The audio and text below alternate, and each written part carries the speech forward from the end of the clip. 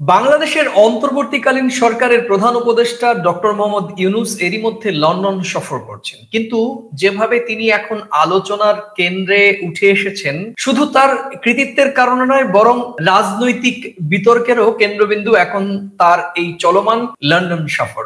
একদিকে তারেক রহমানের সঙ্গে আলোচিত বৈঠকের কথা হচ্ছে এবং তার ঠিক আগে ব্রিটেনের সদ্য নির্বাচিত প্রধানমন্ত্রী কেয়ার স্টারমারের সঙ্গে সাক্ষাতের চেষ্টা করেছিলেন তিনি, কিন্তু সাক্ষাৎ এখনো হয়নি। এই বিষয়টিকে ঘিরে এখন প্রশ্ন উঠেছে, ডক্টর ইউনূস কি রাজনৈতিকভাবে ব্রিটেনে অস্বস্তিকর অতিথি? তার টিমের বক্তব্য এবং ব্রিটিশ সরকারের পাল্টা প্রতিক্রিয়ার মধ্যে সাংঘর্ষিক একটি বার্তা উঠে এসেছে, জানিয়ে জোর আলোচনা চলছে। আর এই সময়ে ইউনূসের একটি সাক্ষাৎকার রীতিমতো ভাইরাল, যেখানে তিনি আওয়ামী লীগকে সাময়িক নিষিদ্ধ করা হয়েছে বলে মন্তব্য করেছেন। Activities of Awami League will be suspended for the time being. That's all we have done.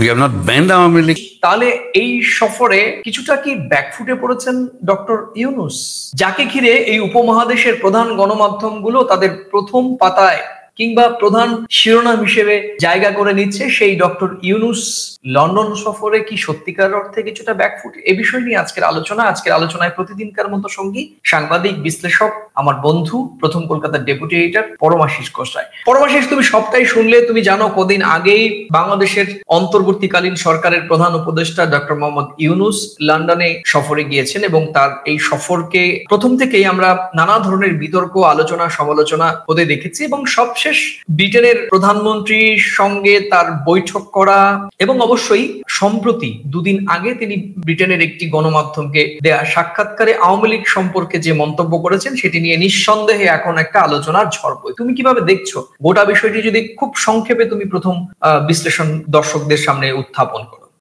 তোমাকে আমি বলি, এখানে তুমি যে বললে যে ডক্টর ইউনূসকে নিয়ে এখন একটা আন্তর্জাতিক আলোচনা শুরু হয়েছে রাজনীতিক মহলে, সেটাতে আমি পরে আসছি। আমি প্রথমে আসবো অন্তর্বর্তী সরকারকে বলবো একটা ব্যাট, ঠিক আছে, ব্যাট, আর বলটা হচ্ছে প্রধান উপদেষ্টা।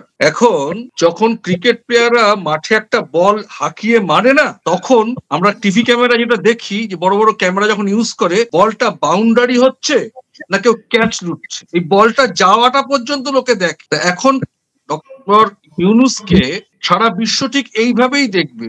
তার কারণ যতক্ষণ নির্বাচন, বাংলাদেশের মানুষের নির্বাচনে অংশ নেওয়া, উনি আউট হয়ে যাচ্ছে না উনি বাউন্ডারি করছে, সেই সময় তো ওনাকে দেখবেই। আর উনি যে ফিল্ডের লোক, সেই ফিল্ড থেকে গিয়ে উনি নোবেল লরিয়েট হয়েছে, কিন্তু ওনাকে একটা ঘাড়ে দায়িত্ব দিয়ে দেওয়া হয়েছে অন্তর্বর্তী সরকারের উপদেষ্টা বাংলাদেশের সমস্ত রাজনীতিকদের নিয়ে নতুন করে একটা সংস্কার করে একটা নির্বাচনের মধ্য দিয়ে একটা নতুন সরকার গঠন করে দেওয়া। তো রাজনীতিকদের নিয়ে যার কারবার, সে তো রাজনীতিবিদ অটোমেটিক্যালি হয়ে উঠবে। রাজনৈতিক বিশ্লেষক কাকে বলে? সে রাজনীতি না করেও তো রাজনৈতিক বিশ্লেষক হয়। তার সেই জ্ঞান প্রজ্ঞা থাকলেই তবেই তো সে কাজটা করতে পারবে। তা এখন তো তাকে নিয়ে আলোচনা হবে, এ তো কোনো এটা নিয়ে এই যে আলোচনা যে হচ্ছে, এটাই তো আলোচনা, এটা নিয়ে তো আলোচনা হবেই। উনি কার সঙ্গে বৈঠক করবেন, কার সঙ্গে সাক্ষাৎ পেলেন না। তুমি কি বলতে চাইছো আলোচনা তো হবেই নিশ্চয়ই, কিন্তু এই আলোচনার নির্যাসটা কি উঠে এলো? বাংলাদেশের এই মুহূর্তে অন্তর্বর্তীকালীন সরকারের প্রধান উপদেষ্টা, আমরা তাকে বলতে পারি যে সরকার প্রধান, পরীক্ষায় বসেছে, রেজাল্ট এখনো বেরোয়নি। এত তাড়াতাড়ি কনক্লুশন করা যাবে না, এত তাড়াতাড়ি ব্যাকফুটে যাওয়ার উনি লোক নন আমার মনে হয়। তুমি মানে কোন দিক থেকে আশা দেখছো? কারণ ব্রিটেনের প্রধানমন্ত্রী, তিনি বলা হচ্ছে যে তিনি টিউলিপের খুবই ঘনিষ্ঠ, একসঙ্গে কাজ করেছেন। এমনকি তিনি যখন প্রধানমন্ত্রী ছিলেন না তখনও টিউলিপের আমন্ত্রণে বাংলাদেশে গিয়েছিলেন এবং তৎকালীন প্রধানমন্ত্রী শেখ হাসিনার সঙ্গে বৈঠক করেছেন। এবং স্বাভাবিকভাবেই গতকাল থেকে আমরা যেরকম ভাবে দেখেছি যে প্রধান উপদেষ্টার প্রেস সচিব শফিকুল আলম, উনি বললেন যে প্রধানমন্ত্রী এই মুহূর্তে কানাডা রয়েছেন এবং তারপর ব্রিটেনের প্রধানমন্ত্রী সরাসরি বললে, তিনি একেবারে নিজের ভেরিফাইড ফেসবুক পেজে উনি জানিয়ে দিলেন যে তিনি এখন ব্রিটেনেই রয়েছেন। এবং শুধু তাই নয়, এ নিয়ে একটা তীব্র বিতণ্ডাও শুরু হয়েছে। আমরা যখন গতকালকে দেখছিলাম যে বিভিন্ন সোশ্যাল মিডিয়াতে বাংলাদেশের এই অন্তর্বর্তীকালীন সরকারের প্রেস সচিব, তাকেও নানা রকম ভাবে কটাক্ষ করা হচ্ছে এবং তিনি একটি সরকারি অনুষ্ঠানে যোগ দেওয়ার সময় সেখানে বিক্ষোভকারীদের তোপের মুখে পড়েন এবং শুধু তাই নয়, সেখানে দুটো ডাস্টবিনকেও আমরা দেখেছি যে ট্রোলের মাধ্যম হিসেবে ব্যবহার করা হয়েছে। এটা কি তুমি এটা ভাবছো যে সেখানে শেখ হাসিনার সমর্থিত কিংবা আওয়ামী লীগ সমর্থিত সাধারণ মানুষের প্রবাসী বাংলাদেশিদের উপস্থিতি অন্য যে কোনো দেশের থেকে বেশি, সে কারণেই ডক্টর ইউনূস তোপের মুখে বা তার সফর সঙ্গীরা তোপের মুখে পড়েছেন। তুমি কি এইভাবে দেখছো কিনা? দেখো, এটা হতে পারে, এটা হতে পারে। এখন আওয়ামী লীগ নিষিদ্ধ সাময়িকভাবে করা হয়েছে, সেখানে যদি আওয়ামী লীগের সমর্থকেরা থাকে, সেটা আমাদের দেশেও হয়। এটা কোনো কেউ যখন যায় তার বিরোধীরা কালো পতাকা দেখায়, জুতোর মালা দেখায়, অনেক কিছু করে। আর ওনার যে প্রেস সচিব যেটা কথাটা বলেছেন যে উনি কানাডায় রয়েছেন, হয়তো ওনার কাছে তথ্যটা ভুল থাকলেও থাকতে পারে। এবং ব্রিটেন ওখানকার যে প্রধানমন্ত্রী উনি যেটা বলেছেন যে আমি ব্রিটেনেই আছি, সেটা কিন্তু ওনার দিক থেকে উনি সম্মান রেখেছেন এবং উনি কিন্তু এক অর্থে ডক্টর ইউনূসও সম্মান রেখেছেন। ধরো এখন মিডিয়া যেভাবে সবকিছু তাক করে, বাংলাদেশের উপদেষ্টা ওখানে গেছেন আর এখানে বলা হচ্ছে যে উনি কানাডায় গেছেন, কিন্তু যদি কোনো কারণে দেখা যায় যে উনি ওখানে রয়েছেন, তাহলে প্রধানমন্ত্রী বিড়ম্বনায় পড়বেন, উপদেষ্টাও বিড়ম্বনায় পড়বেন। আমি তো বলবো ওনাকে একটা সম্মান জানিয়েই বলেছেন। এখন দেখুন, উনি তো ওনার সঙ্গে দেখা করার শিডিউল নিয়ে আমন্ত্রিত হয়ে যাননি, উনি গেছেন একটা কাজে, সৌজন্যতার খাতিরে উনি ইচ্ছা প্রকাশ করেছে। হয়তো শিডিউল থাকলে হবে দেখা, প্রধানমন্ত্রী নরেন্দ্র মোদীর সঙ্গে ডক্টর ইউনূসের বৈঠক হবে না, এই নিয়ে বৈঠক করবেন না, বিভিন্ন মিডিয়া বিভিন্ন ঝড় তুলে দিয়েছিল, বাংলাদেশকে পাত্তা দিচ্ছে না। আবার প্রধানমন্ত্রী যখন উঠে দাঁড়ালেন ডক্টর ইউনূসকে দেখে, তখন বললে দেখো ইউনূসকে দেখে নরেন্দ্র মোদী উঠে দাঁড়িয়েছে। এগুলো সৌজন্যতা, এটা নিয়ে এত জলঘোলা, এগুলো তো এখন মানে রাজনীতির কারবারিরা করবেন, আর মিডিয়ার কাছে এটা একটা খোরাক। এখনই কিন্তু এত তাড়াতাড়ি কনক্লুশনে উনি ফেলিয়ার হলো কিনা, উনি নির্বাচন কমিশনকে নির্বাচন সঠিকভাবে করাতে পারলো কিনা, ইনক্লুসিভ ইলেকশন হলো কিনা, জাতিসংঘ তো বলেছে ইনক্লুসিভ ইলেকশন কি করে সম্ভব বাংলাদেশের মানুষ যদি চায়। আর আমি গতকালকে রাত্রে একটা সমীক্ষায় দেখছিলাম, উনি গত 9 মাস 10 মাসে অনেক জায়গায় ভ্রমণে গেছেন, বিভিন্ন সফর করেছেন, ভ্রমণে না সফর করেছেন, সেখানে বাংলাদেশের অর্থ ব্যয় করে উনি করেছেন। উনি কি আনতে পারলেন? আনার মালিক তো উনি না, আনার মালিক বাংলাদেশের এই পরিস্থিতি ওনার এখন জানান দেওয়া কাজ। নতুন বাংলাদেশ গড়তে যাচ্ছে, সে দায়িত্ব উনি পেয়েছেন, সেটা উনি বিভিন্ন দেশে বলতে যাবেন। এত তাড়াতাড়ি ওনাকে নেগেটিভ নিয়ে আলোচনা করাটা আমার মনে হয় সমীচীন নয়, এটা আমি মনে করছি। কিন্তু একজন দেশের অন্তর্বর্তীকালীন সরকারের প্রধান, প্রথমত হচ্ছে যে তার এই লন্ডন সফরকে প্রথমে সরকারি সফর হিসেবে বলা হয় ব্রিটিশ প্রধানমন্ত্রীর আমন্ত্রণে যাচ্ছেন, এবং দেখা যাচ্ছে বিমানবন্দরে শুধুমাত্র বাংলাদেশের হাই কমিশন তাকে স্বাগত জানান। সেখানে ব্রিটিশ সরকারের কোনো সরকারি প্রোটোকল ছিল না, এবং এরপর ব্রিটিশ প্রধানমন্ত্রীর সঙ্গে তার সাক্ষাৎকারটি নিয়ে যেভাবে বলা হয় যে তিনি লন্ডন এই মুহূর্তে কানাডা রয়েছেন এবং এখন এই মুহূর্তে ব্যস্ত রয়েছেন, এবং তারপর খোদ ব্রিটিশ প্রধানমন্ত্রী নিজে টুইট করে বা সোশ্যাল মিডিয়ায় বলেন যে আমি এখন ব্যস্ত সময় কাটাচ্ছি খোদ ব্রিটেনে। এই গোটা বিষয়টিকে তুমি বলছো যে এখনো কনক্লুশন করা যাবে না, মানে আমার মনে হয় কোনো না, এখনই কনক্লুশন করা যাবে না। আমি যতদূর জানি উনি একটা পুরস্কার গ্রহণের জন্য গেছেন, ব্রিটেনের প্রধানমন্ত্রীর আমন্ত্রণে গেছেন কিনা আমার কাছে কিন্তু সঠিক তথ্যের কিছু নেই। একটা পুরস্কারের জন্য গেছেন, আর উনি কোথাও কোনো একটা মানে কোনো একটা বক্তব্য ভাষণও দেবেন। এখানে কমিউনিকেশনের কোনো গ্যাপ হতে পারে, আর কমিউনিকেশনের গ্যাপ হলে কিন্তু এই বিভ্রান্তিমূলক কথাগুলো ছড়ায়, যেটা মিডিয়ার সামনে উঠে আসে। ওনার প্রেস সচিবের কাছে হয়তো তথ্য নাও থাকতে পারে, উনি সাংবাদিকরা জিজ্ঞেস করবেন, উনি উত্তর দিতে দায়বদ্ধ আছেন। এবং ব্রিটেনের প্রধানমন্ত্রীও কিন্তু স্বাভাবিকভাবে উনি দেশে রয়েছেন, অন্য দেশের একটা উপদেষ্টা এসছেন, তার প্রেস সচিব বলছেন উনি দেশে নেই, স্বাভাবিকভাবে উনিও ওনার দায়িত্বের মধ্যেই পড়ে উনি সঠিকটা জানান দিয়ে দেওয়া। তার মানে ওনাকে কিন্তু এটা ছোট করে দেখার নয়, এটা অনেকে অনেক রকম ঘুরিয়ে বলবে। আর এখন কিন্তু উনি চলে আসেনি, সৌজন্যতা সাক্ষাৎকার হলেও হতে পারে, এটা আমি আশাবাদী।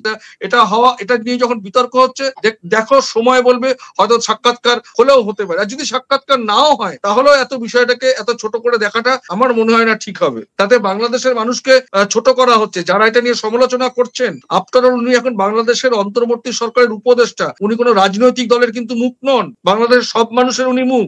আচ্ছা, এই তো গেল একটা প্রসঙ্গ পরমাশিস। এছাড়াও আরেকটি প্রসঙ্গ খুবই চর্চায় এসেছে, সেটি হচ্ছে যে আওয়ামী লীগকে খণ্ডকালীন সময়ে তাদের কার্যক্রম, আওয়ামী লীগকে নিষিদ্ধ করা হয়নি, খণ্ডকালীন সময়ের জন্য তাদের কার্যক্রম স্থগিত করা হয়েছে এই বিচার প্রক্রিয়াটি চলার। এই বক্তব্যটি ঠিক কতটা সিগনিফিকেন্ট বলে তুমি মনে করছো? দেখো, কোনো মানুষের এগেনস্টে যখন কোনো তদন্ত হয় তাকে ছুটিতে পাঠিয়ে দেওয়া হয়, এটা তুমি জানো তো, আমাদের দেশেও হয় এটা। যার এগেনস্টে কোনো আইনি প্রক্রিয়া চলবে, বিচার প্রক্রিয়া চলবে, সে সঙ্গে সঙ্গে রাজনীতির ময়দানে আসতে পারে, তাহলে তো প্রভাব বিস্তার করবে। আমাদের দেশেও তো হয়, কোনো একজন আইনের লোক, তাকে যদি গ্রেপ্তার করা হয়, তাকে জামিনের জন্য যখন দেওয়া হয়, তখন বলা হয়, তার বিরোধী পক্ষের উকিলরা বলে যে জজ ওনাকে ছাড়লে উনি কিন্তু প্রভাব বিস্তার করবে। বা কোনো সরকারি অফিসে বা যে কোনো জায়গায় কারোর এগেনস্টে কোনো তদন্ত হলে তাকে বলে আপাতত আপনি ছুটিতে যান। বিষয়টিকে এরকম ভাবে দেখো না, উনি তো বলেনি নিষিদ্ধ, সাময়িক সময়ের জন্য, তাহলে তো ঠিকই আছে ব্যাপারটা। জিনিসটা তো বেঁকিয়ে দেখাটা ঠিক না। আর বাংলাদেশের কি মাটিতে কি হয়েছে, আমি কারোর পক্ষে বলবো না, আমি আওয়ামী লীগের পক্ষেও বলবো না, বিএনপির পক্ষেও বলবো না, আমি বাংলাদেশের সাধারণ মানুষের পক্ষে বলবো। বাংলাদেশের সরকার একটা গণ অভ্যুত্থানের মুখে পড়েছে, কিছু তো ঘটেছে, যা রটে তা কিছু তো বটে নাকি। তো স্বাভাবিকভাবেই ওনার অন্তর্বর্তী সরকারের উনি উপদেষ্টা করেছে সে দেশের মানুষই, তারা তো দায়িত্ব রয়েছে। সে যদি নির্বাচনে আইনি প্রক্রিয়াকে সুন্দর, সংস্কারমুখী, সঠিক, নিরপেক্ষ করতে চায়, তো যে দলের এগেনস্টে এত কিছু অভিযোগ, তাকে বলবে না আপাতত আপনাকে নিষিদ্ধ করা হলো। তুমি তাহলে বলতে চাইছো যে এই মুহূর্তে ডক্টর মোহাম্মদ ইউনূসের যে লন্ডন সফর, এই সফরকে ঘিরে মূলত যে আলোচনা উঠেছে সেটি নিছকই সমালোচকদের খোরাক, এটি কার্যত মানে বাস্তবিক অর্থে এর কোনো মূল্যায়ন নেই। এটা রাজনীতির লোকেরা এটা কারবারি করছে, এর কোনো মূল্যায়ন নেই। এবং এটা হবেও, নির্বাচন যতক্ষণ বাংলাদেশে না হবে এই জিনিসটা কিন্তু হতেই থাকবে। এটা ভাববার কোনো কারণ নেই যে বন্ধ হয়ে যাবে। উনি যে মিশন নিয়ে গেছেন সেই মিশনটা সাকসেস হচ্ছে কিনা, মূলত তো তারেক রহমানের সঙ্গে বৈঠক। বিএনপি হয়তো ভাবতে পারে যে এখন অলরেডি আমি পত্রপত্রিকায় দেখছিলাম যে ওনার এই বৈঠকের কোনো ভার বা ধার কমে গেল কিনা। আমি যেটা বিভিন্ন বাংলাদেশের গণমাধ্যম থেকে জানতে পেরেছি, এই চলমান সফরটি যেটি চলছে এখন এই মুহূর্তে, ডক্টর ইউনূস রয়েছেন লন্ডনে বা ব্রিটেনে, সেখানে উনি যে শুধুমাত্র তার পুরস্কার নেওয়ার জন্য গিয়েছেন, বা এটা সরকারি বা বেসরকারি বা এনজিওদের সফর বা এনজিওদের পক্ষে গিয়েছেন, সেগুলো নানা বিতর্কের মাঝেও সবচেয়ে উনি যেটা হয়তো ওখানে গিয়েছেন, যেটি বিভিন্ন গণমাধ্যম বলছে, যে তুমি জানো যে আওয়ামী লীগের শাসনামলে প্রচুর টাকা বিদেশে পাচার হয়েছে, এবং বাংলাদেশের গণমাধ্যম বলছে যে এই যে পাচার হয়ে যাওয়া টাকার অনেকটাই ব্রিটেনে রয়েছে, এবং সেই ব্রিটেনের সরকারের কাছে সহযোগিতা চাওয়ার জন্যই মূলত ব্রিটেনের প্রধানমন্ত্রীর সঙ্গে বৈঠকের আগ্রহ দেখিয়েছিলেন বাংলাদেশের এই মুহূর্তের যে অন্তর্বর্তীকালীন সরকারের প্রধান উপদেষ্টা ডক্টর মোহাম্মদ ইউনূস। এবং এই যে ব্রিটেনের প্রধানমন্ত্রীর সঙ্গে সাক্ষাৎ না হওয়া, কার্যত তার যে এই ইতিবাচক একটি উদ্যোগ সেটিও কিন্তু ব্যাহত হলো। সুতরাং যে আজ সবটা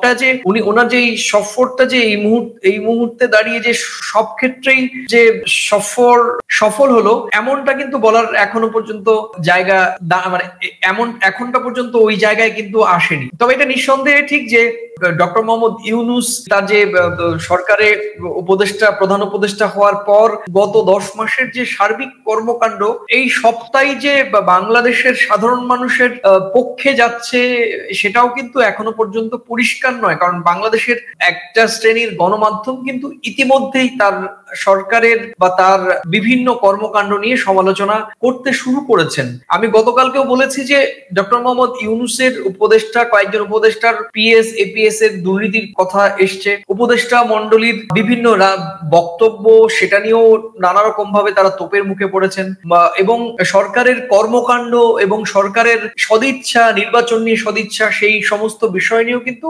আন্তর্জাতিক মহলে আলোচনা উঠছে।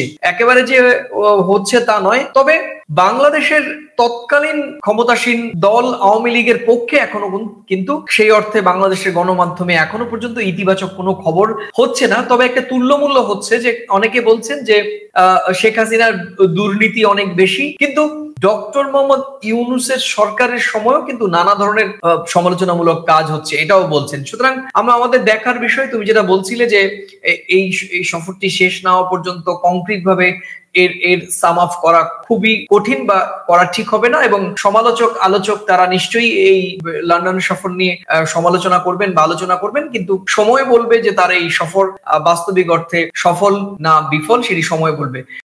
এখানে আমি তোমাকে একটা কথা বলতে চাই, সেটা হচ্ছে যে যেটা বলা হচ্ছে যে বাংলাদেশের কিছু বিলিয়ন বিলিয়ন ডলার যুক্তরাজ্যে পাচার হয়ে গেছে, উনি সহযোগিতা চেয়েছে। দেখো, এই বিষয়টাতে আমার ব্যক্তিগতভাবে মনে হয়েছে যে ব্রিটেনের প্রধানমন্ত্রীর সঙ্গে উনি সাক্ষাৎ করবেন এবং এই বিষয়টা নিয়ে সহযোগিতা চাইবেন, এটা তো উনি মুখে কোথাও বলেননি। কিন্তু সকাল থেকেই আমি বিভিন্ন মিডিয়ার কাগজে, যারা সমাজ মাধ্যমে যেটা চলে আসে, যে এটা কিন্তু বাংলাদেশ সরকারের তরফ থেকে অলরেডি অন্তর্বর্তী সরকারের তরফ থেকে সহযোগিতা চাওয়া হয়েছে এবং সেই সহযোগিতা পাওয়া হচ্ছে। সেই জায়গা থেকে দাঁড়িয়ে ওখানকার প্রধানমন্ত্রীর সঙ্গে সাক্ষাৎ এবং উনি সহযোগিতা চাইবেন আর উনি বলে দেবেন যে আমি সহযোগিতা করব, আমার মনে হয় না যে উনিও একটা দেশের প্রধানমন্ত্রী, উনিও সেটা রাজনৈতিক দল থেকে উনি বিলং করেন।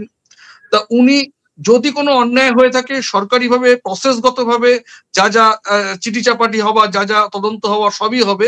সরাসরি এই মুহূর্তে হয়তো দেখা করলে এই প্রসঙ্গটা উত্থাপন হতে পারে, ওনাকে একটা মন্তব্য করতে হবে, উনি হয়তো বাংলাদেশের এই ইন্টারনাল ব্যাপারটাতে হয়তো জড়াতে নাও চাইতে পারেন স্বাভাবিকভাবে।